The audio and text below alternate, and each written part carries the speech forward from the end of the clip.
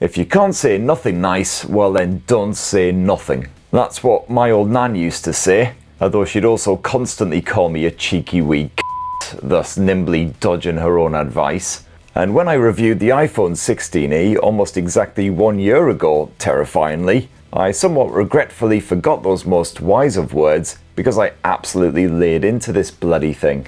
Now, I've recently been challenged by a colleague to re-review the iPhone 16e in 2026, but with a twist. I'm only allowed to be positive about it. You know, just like all those YouTubers in Apple's circle jerk crew who are terrified about being blacklisted. So as a break from the normal Tech Spurt Weekly shenanigans, here's Uncle Spurt's happy, jolly, not so grumbly 1 year review of the bloody iPhone 16e.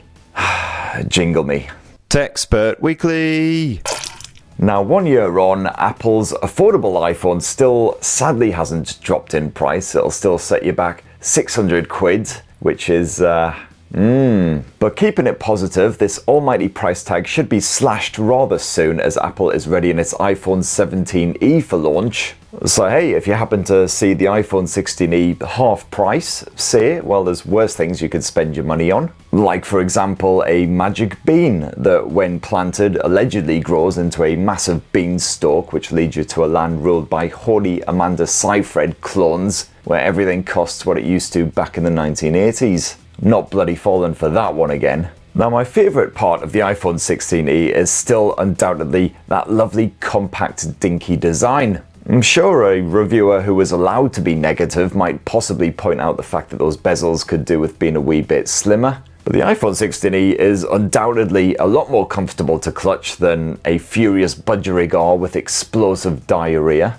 And it seems to be reasonably rugged as well. 1 year on, no scratches or dents or anything on the screen, the back end, helped by the fact I've shown great restraint and not hoid it off any walls or chucked it out any windows. And of course, a year ago, I did point out that 128 gigs of storage is rather limiting and possibly disappointing, considering a lot of Androids around this sort of price point come with at least double that. And if you actually want 256 gigs of storage, well, Apple charges you £700 for an iPhone 16e with that, which basically bumps it right up into flagship territory. But of course, I completely failed to see the positive side of Apple greatly limiting the amount of storage here on the iPhone 16e. For instance, Apple has helped me to break my addiction to several mobile games by making it physically impossible to actually install them. And likewise, the fact that I shoot a lot less photos and video on this smartphone than I normally would means that I tend to live in the moment more. Or, I don't know, some bollocks. Now, the iPhone 16e was recently updated to iOS 26.3, which changes the look of the UI to that liquid glass shenanigans. Some might possibly say for the better.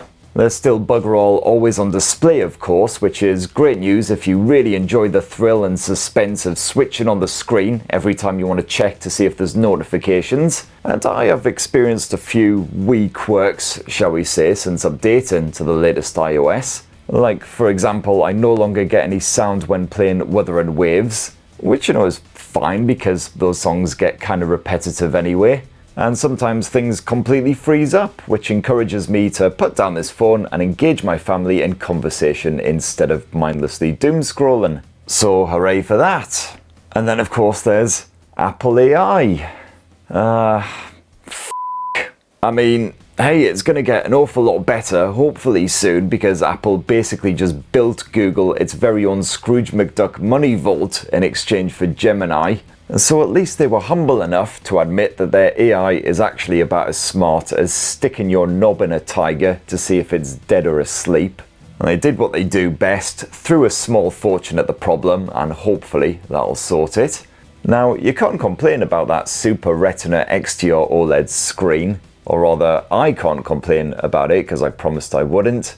So I'll tell you, it's bright, it's poppy, it's sharp, and it certainly provides a warm burst of nostalgic wonder thanks to that old school notch and the 60Hz refresh.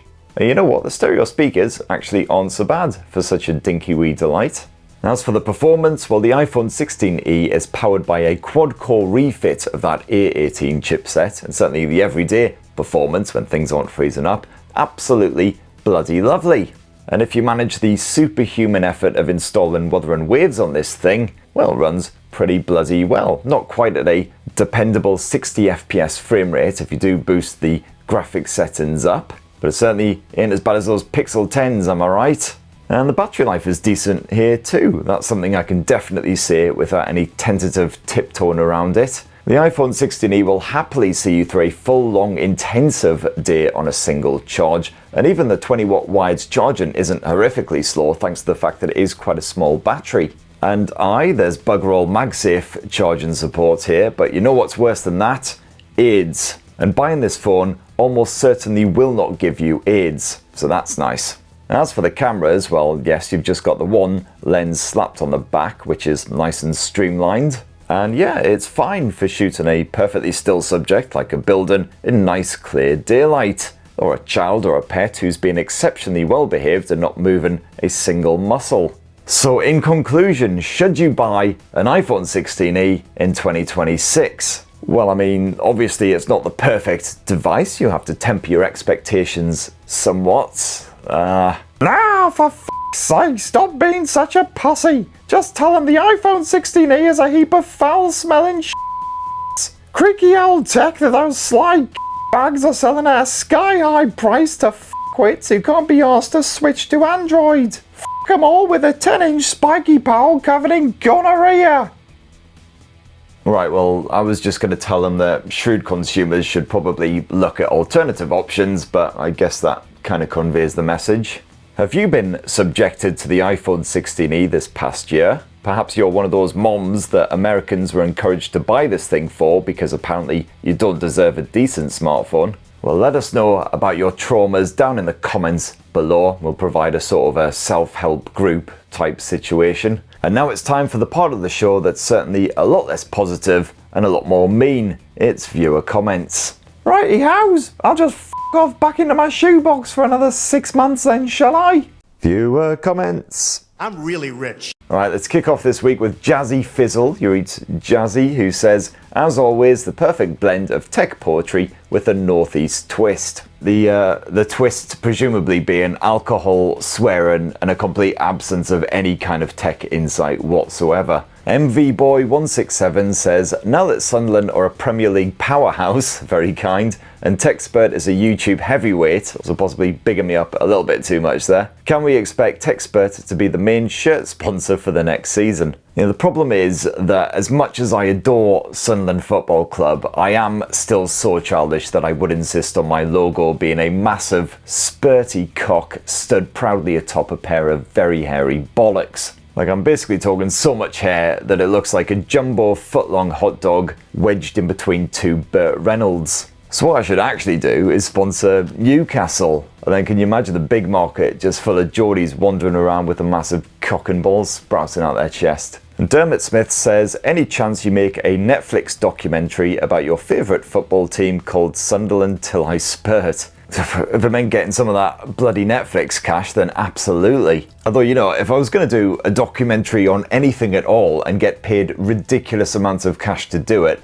I would absolutely be one of those jammy travel twats. Like Stanley Tucci, what a lucky bugger. I practically look like him and all. I could fill in for him in the 3rd season or whatever. Here's me pissing off to another lovely sun-kissed bit of Italy, stuffing my face full of food and booze and getting paid for it. Bastard. I'll just do my own thing, you know, sunny places with nice beaches where you can get shitted in public and no one cares. Now, the subject last week was, of course, the upcoming Oppo foldable, the Find N6. We've had a fair bit of correspondence on that matter. So, for instance, CodeTricks22 says, you don't understand how long I've been waiting for someone to drop a video like this. I've been Googling news about a foldable from Oppo or OnePlus for the longest time. I'm very glad indeed to be of service, and March the 17th is the big date when that Oppo Find N6 should be revealed, hopefully globally, fingers crossed. So not long to wait now for the official news. And also the HP Source 37 says all it really needs is an anti-reflective display outside and improved speakers, which were really naff.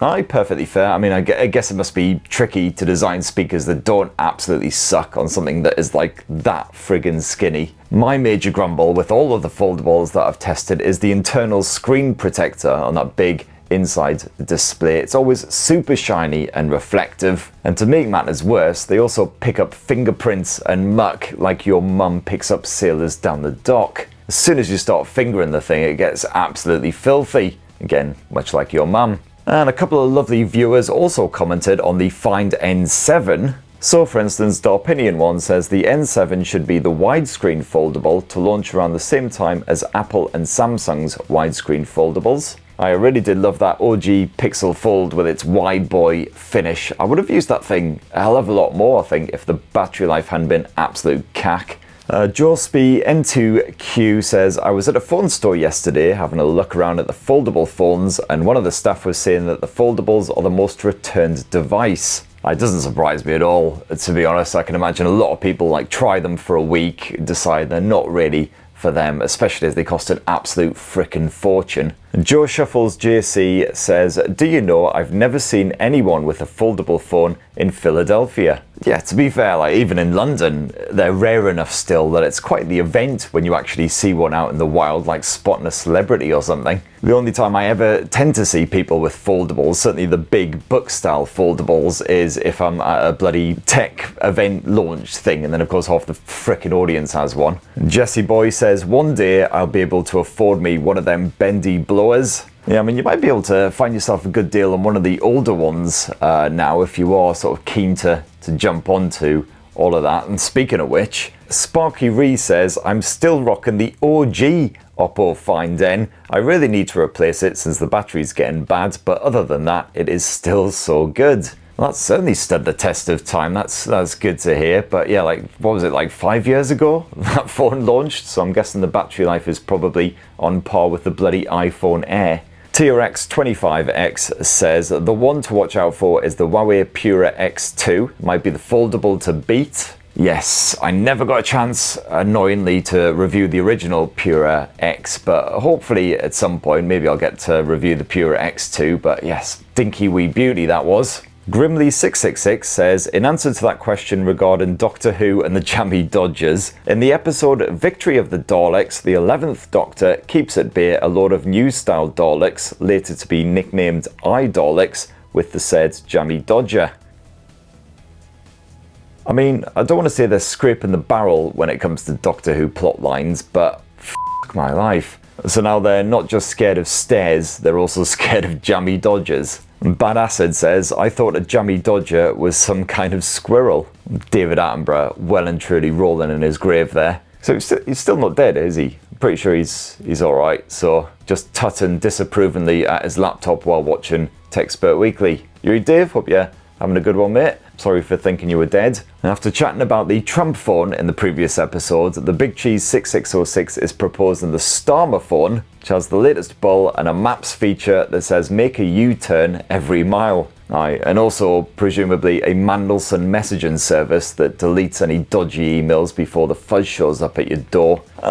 Sorry in advance for absolutely mauling your surname here, but Tom Mikrunka says, I understand maybe half of what you say, but it's still funny. I get that an awful lot. I think basically the less that people understand me, the funnier they think I am. I should really bugger off to Libya and become a stand-up comic. Hang on, sorry, I've got an angry cat clawing at my carpet outside. You alright, buddy? How you doing? This is our fuzzy tripod. He's been down to 3 legs for a good few months now, the poor sod, but still remarkably good at ripping carpets to bits. Anyway, better make this last comment for the week because massively out of time. So Arush42 says, no way Enzo Maresca gets sacked by Chelsea and then became a phone reviewer. Well, of course, it's usually Pep that I get confused with, so it would be kind of apt in a way if he's replaced by Maresca, as rumoured. Honestly, I reckon if you stood them side by side and then jumbled them up real fast, most people wouldn't actually be able to work out which one was which. Anyway, a massive thank you to everyone who commented last week. Please do tappity-tap your comments down in the commenty box thing below, and we'll try and get through as many of those as possible next week. And speaking of next week, what the f*** is next week? Well, actually, that's a complete lie, because sadly there won't be a Tech Spurt Weekly next week. Sorry, kiddies, your Uncle Spurt is buggering off to Barcelona on Thursday for MWC. Sadly, not mescaline whiskey and cocktails. That is in fact the annual Mobile World Congress Tech Expo, where big lads like Xiaomi and Honor are expected to launch lots of shiny new stuff. And of course your Uncle Spurt will be there with bells on, possibly still mescalined to the max for a bit of hands-on fondly action. So that all kicks off from Saturday, so definitely expect a deluge of video content to be slamming onto YouTube. Tech Spurts will have a fair bit as well, and of course before that even all kicks off on Wednesday, Samsung is doing its big unpacked launch thing. So hooray, hooray, lots of stuff to do between now and then to get all that ready. And just a heads up as well, possibly not a Tech Spurt Weekly the week after either, because I literally land from MWC back in London and then we're straight into Nothing's big event for its 4A series. So between all the free bars and the hideous amount of work I'll have to do, I don't think I'll have time to slip that in as well, sadly. But almost certainly, possibly the week after that, more Tech Spurt Weekly shenanigans. So please do poke subscribe and ding that notifications bell for the more on the latest and greatest tech. Massive thanks for watching this shower of shit to the bitter end, and have yourselves an absolutely bloody wonderful weekend. Cheers everybody, love you!